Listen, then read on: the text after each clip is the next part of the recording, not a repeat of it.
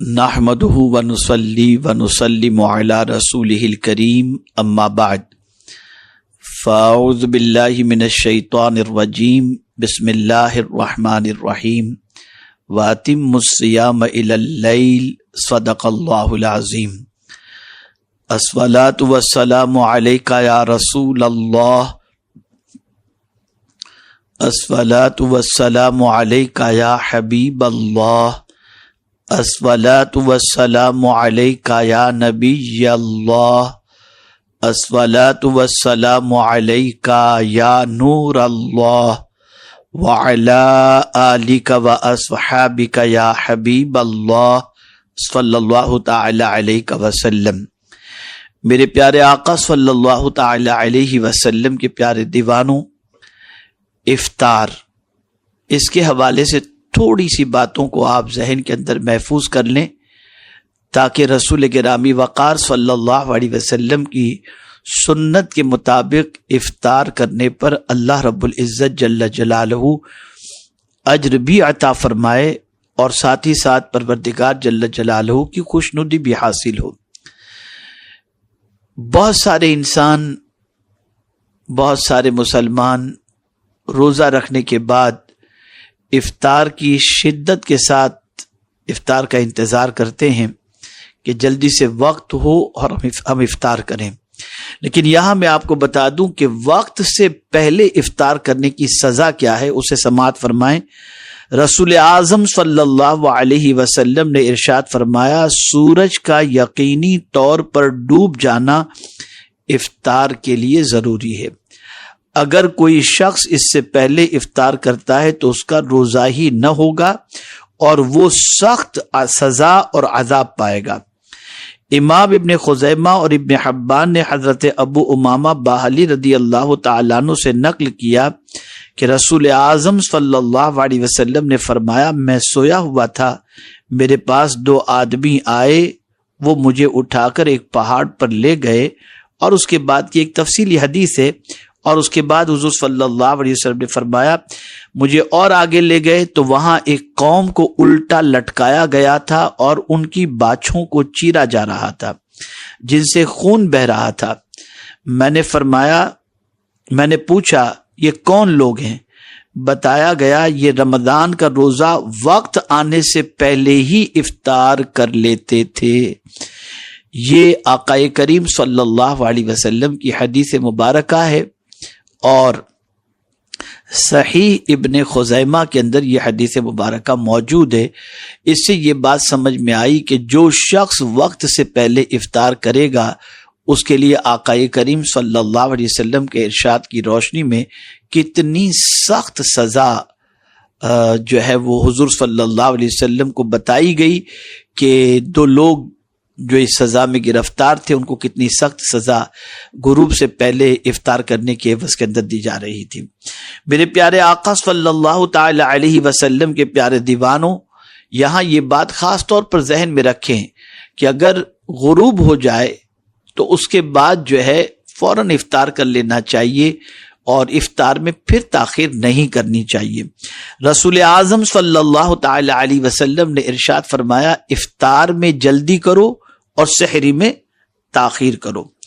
میرے پیارے آقا صلی اللہ تعالی علیہ وسلم کے پیارے دیوانوں، حضرت مالک بن عامر رضی اللہ تعالی عنہ سے ہے کہ میں اور حضرت مسروق رضی اللہ تعالی عنہ دونوں نے ام المؤمنین حضرت عائشہ صدیقہ رضی اللہ تعالی عنہ کی خدمت میں حاضر ہو کر عرض کیا، ان میں سے ایک افطاری اور نماز مغرب میں جلدی کرتے ہیں جبکہ دوسرے ان میں سے تاخیر کرتے ہیں۔ انہوں نے پوچھا جلدی کون سے صحابی کرتے ہیں؟ ہم نے کہا حضرت عبداللہ ابن مسعود رضی اللہ تعالی عنہ کا نام لیا تو فرمانے لگی، رسول اعظم صلی اللہ علیہ وسلم کا معمول یہی تھا، یعنی افطار میں آقا کریم صلی اللہ علیہ وسلم جلدی کیا کرتے تھے۔ ہمارے یہاں تھوڑا سا مسئلہ ہے کہ اذان کی آواز کانوں میں پہنچنے کے باوجود بھی لوگ دعا میں مصروف ہوتے ہیں اور سمجھتے ہیں کہ نہیں ہم مانگ لیں پہلے، تو افطار میں تاخیر کرنا یہ رسول اعظم صلی اللہ علیہ وسلم کو بالکل پسند نہیں تھا افطار کا وقت ہو جائے، غروب آفتاب ہو جائے تو افطار کے اندر جلدی کرو، یہ رسول اعظم صلی اللہ علیہ وسلم کا معمول تھا۔ بلکہ آقا کریم صلی اللہ علیہ وسلم ارشاد فرماتے ہیں کہ وہ بندہ مجھے محبوب ہے جو افطار میں جلدی کرتا ہے، یہ ترمذی شریف کی حدیث ہے۔ حضرت سہل ابن سعد رضی اللہ تعالی عنہ کا بیان ہے کہ رسول اعظم صلی اللہ علیہ وسلم نے ارشاد فرمایا، لوگ جب تک افطاری میں جلدی سے کام لیں گے خیر پر ہی قائم رہیں گے، یہ مسلم شریف کی حدیث ہے۔ یعنی خیر پر وہ لوگ قائم رہیں گے جو افطار میں جلدی کرتے ہیں۔ جلدی سے مراد پھر آپ سمجھ لیجئے غروب آفتاب سے پہلے نہیں، وقت ہونے کے بعد، غروب آفتاب کے بعد جو ہے وہ افطار کرنے سے متعلق ہے۔ میرے پیارے آقا صلی اللہ تعالی علیہ وسلم کے پیارے دیوانوں حضرت ابو الدرداء رضی اللہ تعالی عنہ سے ہے کہ رسول اعظم صلی اللہ علیہ وسلم نے فرمایا، میری امت اس وقت تک میرے طریقے پر رہے گی جب تک وہ افطار کے لیے ستاروں کے طلوع ہونے کا انتظار نہیں کرے گی۔ انہی سے مروی ہے کہ میں نے رسول اعظم صلی اللہ علیہ وسلم کو کبھی نہیں دیکھا کہ آپ نے نماز مغرب سے پہلے افطاری نہ فرمائی ہو، اگرچہ وہ پانی کا گھونٹ ہی کیوں نہ ہو۔ یعنی غروب آفتاب کے بعد حضور افطار فرماتے اور افطار کے بعد میرے آقا صلی اللہ علیہ وسلم مغرب کی نماز ادا فرماتے۔ حضور صلی اللہ علیہ وسلم کو اگر کوئی صحابی افطار کی دعوت دیتے تو حضور صلی اللہ علیہ وسلم ان کی دعوت افطار قبول فرماتے۔ حضرت انس رضی اللہ تعالی عنہ سے ہے کہ رسول اعظم صلی اللہ علیہ وسلم اپنے صحابی حضرت سعد ابن عبادہ رضی اللہ تعالی عنہ کے یہاں تشریف لے گئے۔ انہوں نے افطاری کے لیے روٹی اور زیتون پیش کیا۔ حضور صلی اللہ علیہ وسلم نے تناول فرما کر فرمایا، تمہارے پاس روزے داروں نے افطار کیا، نیک لوگوں نے تمہارا کھانا کھایا اور تم پر ملائکہ نے رحمت کی دعا کی۔ سبحان اللہ۔ میرے پیارے آقا صلی اللہ تعالی علیہ وسلم کے پیارے دیوانوں، حضور صلی اللہ علیہ وسلم نے حضرت سعد ابن معاذ رضی اللہ تعالی عنہ کے ہاں افطاری کی اور فرمایا، روزہ داروں نے تمہارے ہاں افطاری کی، نیک لوگوں نے کھانا کھایا، ملائکہ نے تمہارے لیے دعا کی۔ یہاں سے دونوں حدیث سے جو بات سمجھ میں آ رہی ہے اسے آپ سمجھیں، اس حدیث کی باریکی کو سمجھے۔ اللہ اکبر۔ آقا کریم صلی اللہ علیہ وسلم نے فرمایا نیک لوگوں نے کھانا کھایا۔ یہاں یہ بات ذہن کے اندر رہے کہ ہمارے یہاں میں یہ نہیں کہتا کہ آپ دوسروں کو افطار نہ کرائیں، غریبوں کو، بھوکوں کو اور روزے داروں کو، سب کو کرائیں، لیکن اگر آپ کی افطاری سے، آپ کے کھانے سے، آپ کو اللہ کی عطا کردہ جو نعمتیں ہیں اس سے اگر کسی نیک نے کھانا کھا لیا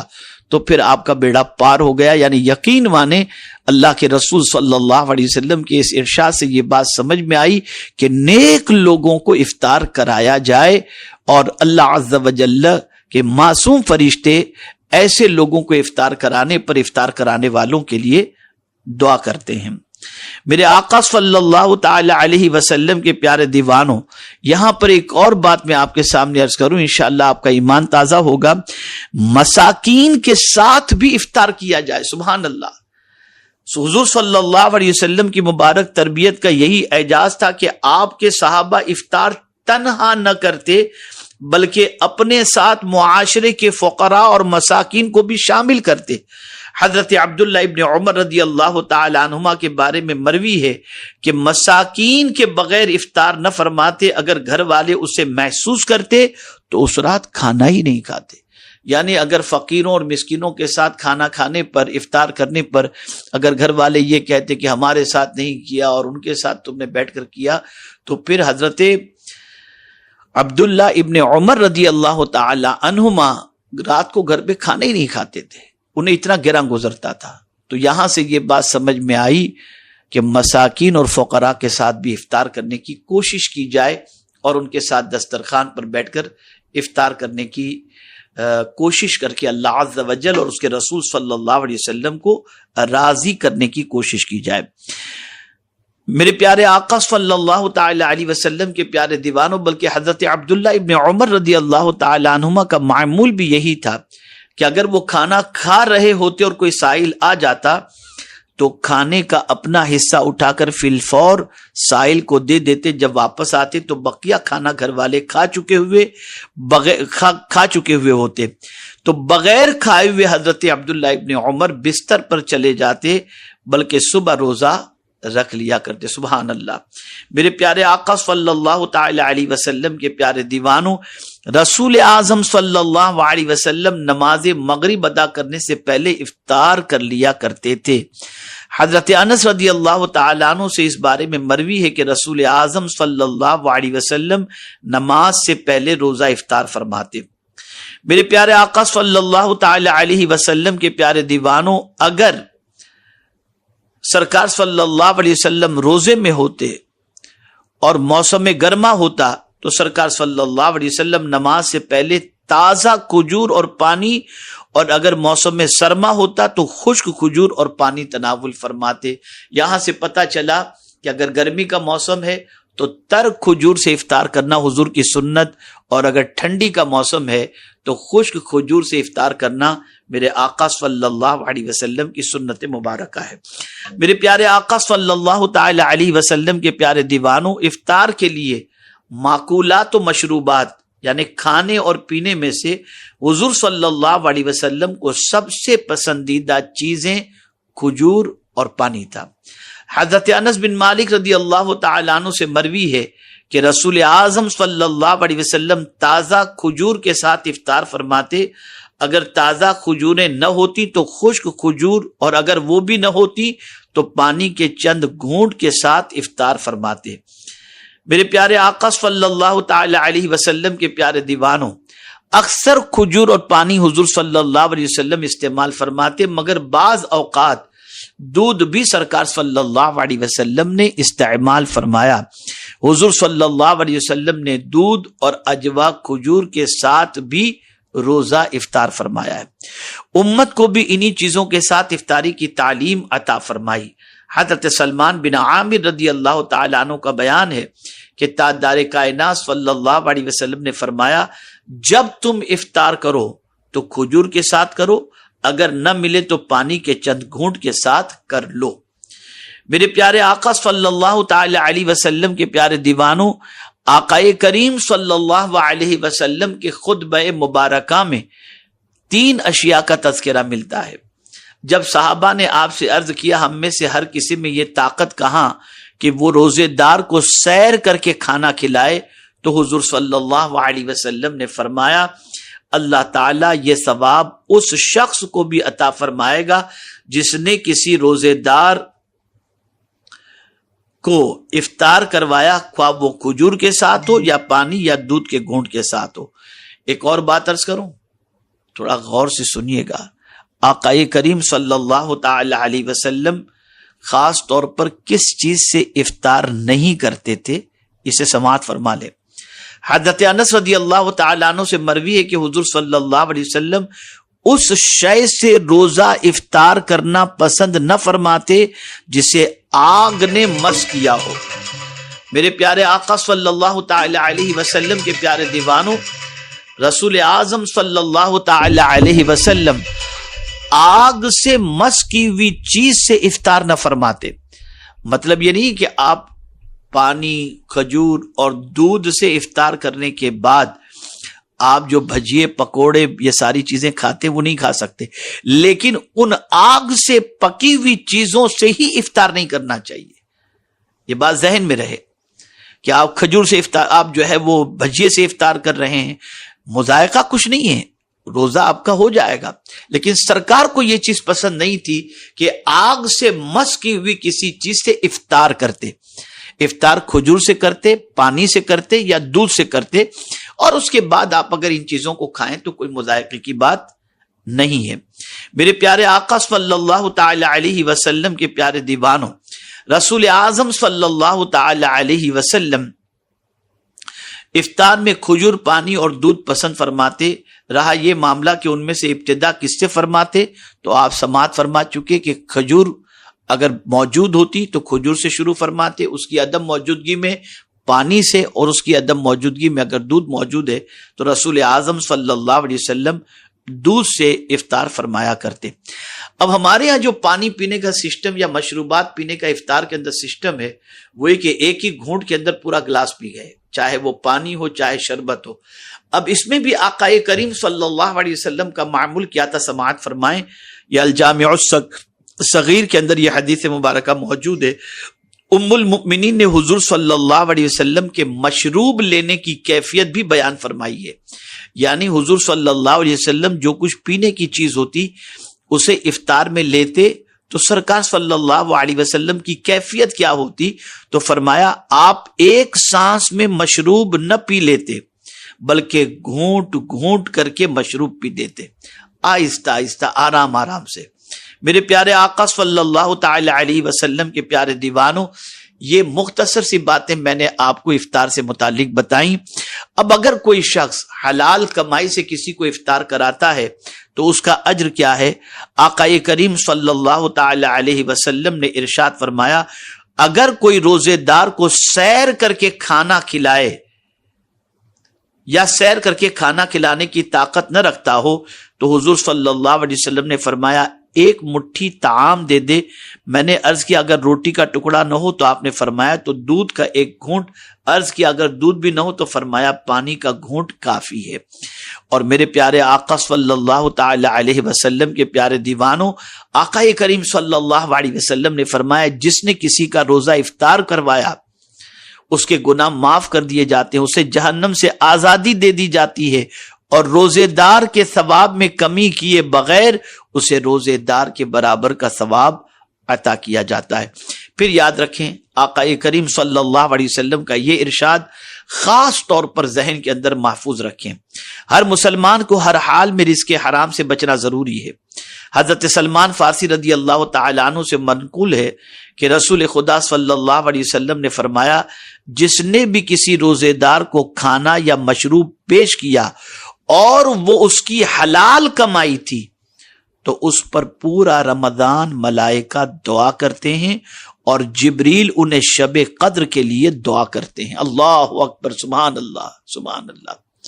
حلال کمائی، پیور ایک دم حلال کمائی سے آپ افطار کرائیں تو مہینہ بھر ملائکہ دعا کریں گے، اور حضرت جبریل امین علیہ الصلاۃ والتسلیم ایسے افطار کرانے کے لیے شب قدر کی دعا کرتے ہیں کہ اللہ اسے شب قدر نصیب فرمائے۔ دوسری روایت کے الفاظ ہیں ایسے شخص کے لیے شب قدر جبریل امین علیہ الصلاۃ والتسلیم مسافہ کرتے ہیں، یعنی حلال کمائی سے اگر کوئی افطار کرائے تو جبریل امین علیہ الصلاۃ والتسلیم شب قدر میں اس بندے سے مسافہ کرتے ہیں، اور جس کے ساتھ وہ مسافہ کریں اس کے دل میں رقت اور اسے حالت زاری نصیب ہوتی ہے۔ یعنی اگر شب قدر کے اندر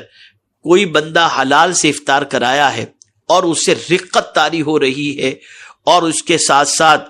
اس کی آنکھوں سے آنسو جاری ہیں، اور وہ رات یا تو 21 ہو یا 23 ہو یا 25 ہو یا 27 ہو یا 29 ہو، تو اسے اللہ کا شکر ادا کرنا چاہیے کہ اللہ عز و جل نے جبریل امین علیہ الصلاۃ والتسلیم سے مسافر کا اسے شرف عطا فرمایا، اسے شب قدر نصیب ہو گئی۔ میرے پیارے آقا صلی اللہ تعالی علیہ وسلم کے پیارے دیوانوں، افطار کے موقع پر جو دعا کا مسئلہ ہے تو اس کے سلسلے میں خاص طور پر آپ ذہن کے اندر رکھیں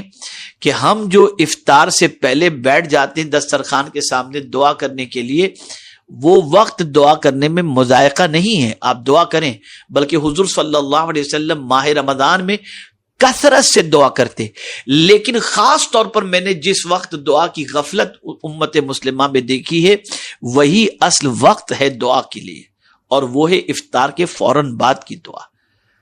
آپ دیکھیں ہم افطار کرتے ہیں تو افطار کے بعد فوراً پڑھتے ہیں اللہم لک صمت وبک آمنت وعلیک توکلت وعلی رزقک افطرت فتقبل منی۔ ہم افطار کرنے کے بعد یہ دعا کرتے ہیں کہ اللہ ہم نے تیرے لیے روزہ رکھا اور تجھ پر ایمان لائے اور تجھ پر ہم نے بھروسہ کیا اور ہم نے تیرے عطا کردہ رزق سے افطار کیا، تو ہمیں ہماری طرف سے اسے قبول فرما۔ تو یہ کر لینے کے بعد ہوتا ہے، اور اس کے بعد جو دعا کی جائے، اعلیٰ حضرت عظیم البرکت امام عشق و محبت نے بھی یہی فرمایا ہے کہ دعا جو ہے افطار کے بعد فوراً ہونی چاہیے۔ اور یہی دعا کا حکم ہے. لیکن یہاں آپ یہ نہ سمجھیں کہ افطار سے پہلے آپ دعا کرتے ہیں وہ دعا نہیں کرنی چاہیے. بالکل آپ اس وقت بھی دعا کریں، جب دعا کرنا چاہیں دعا کریں، لیکن خاص طور پر جو افطار کے وقت کی دعا ہے وہ افطار کرنے کے بعد کی ہے. اسے خاص طور پر میرے پیارے آقا صلی اللہ علیہ وسلم کے پیارے دیوانوں ذہن کے اندر رکھیں. اللہ رب العزت جل جلالہ آقا کریم رؤوف الرحیم علیہ التحیۃ والتسلیم کے صدق و طفیل نبی آخر الزمان، خاتم پیغمبراں، رسول رحمت، نبی رحمت، افضل البشر، رسول اعظم صلی اللہ تعالی علیہ وسلم کہ صدق و طفیل اللہ عز و جل ہم سب کو صحیح معنوں میں روزہ رکھنے کی توفیق عطا فرمائے، اور پروردگار آقا کریم صلی اللہ علیہ وسلم کے صدق و طفیل ہم سب کو رسول اعظم صلی اللہ علیہ وسلم کی سنت کی پیروی کی توفیق نصیب فرمائے، اور پروردگار ہم سب کو ماہ رمضان آقا کریم صلی اللہ علیہ وسلم کی تعلیمات کے مطابق گزارنے کی توفیق نصیب فرمائے. یاد رہے تو افطار کے وقت اور سحری کے وقت اس گنہگار کو بھی اپنی دعاؤں میں ضرور یاد رکھیں. بس اتنی دعا کریں کہ اللہ ہم سب کی مغفرت فرمائے، اور آخری وقت اللہ عز و جل جنت البقیع شریف میں مدینہ منورہ میں ایمان کے ساتھ موت نصیب فرمائے. اور خاص طور پر پھر میں عرض کروں گا، دعا کی قبولیت کا یہ وقت ہے اور قبولیت کا مہینہ ہے. حضور کی گنہگار امت کو بالکل نہ بھولیں، سب کے لیے دعا کریں، امت مسلمہ کے لیے دعا کریں. اللہ تعالیٰ آپ کا ہمارا سب کا حامی و ناصر ہو، اور پروردگار ہم سب پر کرم کی نظر فرمائے. السلام علیکم ورحمۃ اللہ تعالی وبرکاتہ.